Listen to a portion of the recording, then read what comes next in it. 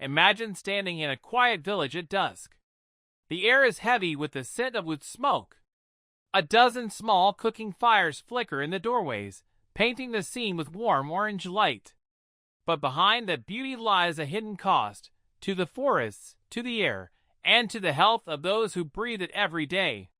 This is the backdrop against which Tanzania's clean cooking revolution is unfolding, a movement that is not only reshaping kitchens, but redefining the country's leadership in climate and energy policy across Africa.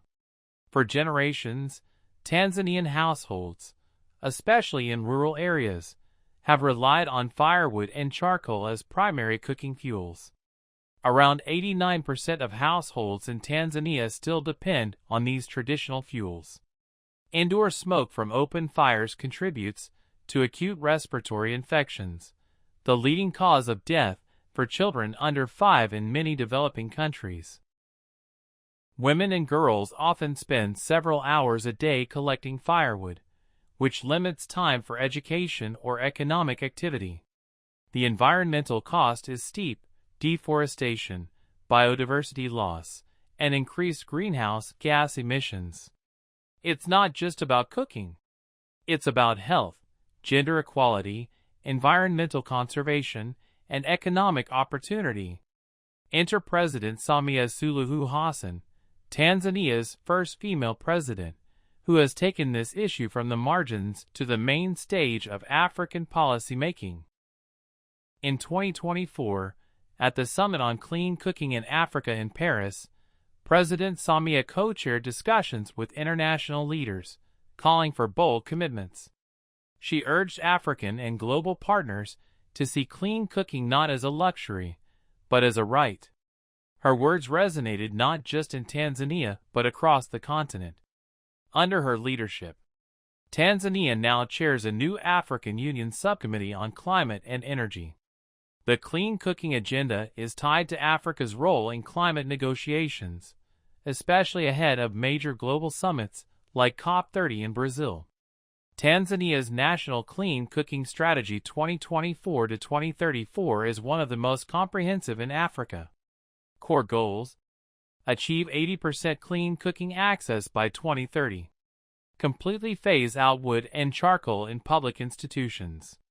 Key measures: public awareness campaigns using radio dramas, community gatherings, and religious networks. Subsidies and tax incentives for cleaner stoves and fuels, including LPG, biogas, bioethanol, and electric solutions.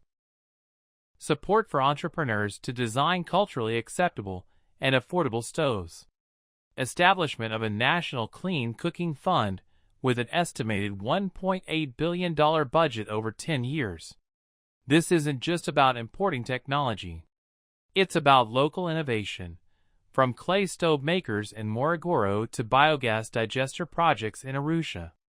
By chairing the AU subcommittee, Tanzania is helping align policy, finance, and technical expertise across countries.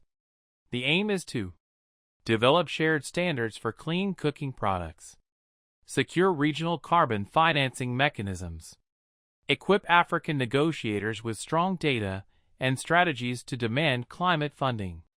This positions Tanzania not just as a participant, but as an agenda setter in global climate action. Numbers matter, but stories bring them to life. Amina, a mother of 4 in Dodoma, used to spend 3 hours daily gathering wood. With a subsidized LPG stove, she now has more time to grow and sell vegetables, doubling her household income. Joseph, an artisan in Dar es Salaam, shifted from making charcoal stoves to producing efficient ethanol burners. His business now employs 12 young people from his community. These stories show how clean cooking unlocks economic mobility, education opportunities, and better health outcomes. While the vision is bold, challenges remain. Affordability: even with subsidies, cleaner fuels and stoves are out of reach for the poorest. Supply chains: in rural areas, delivering LPG or bioethanol consistently is a logistical puzzle. Behavior change: cooking traditions run deep, and convincing families to switch can take time.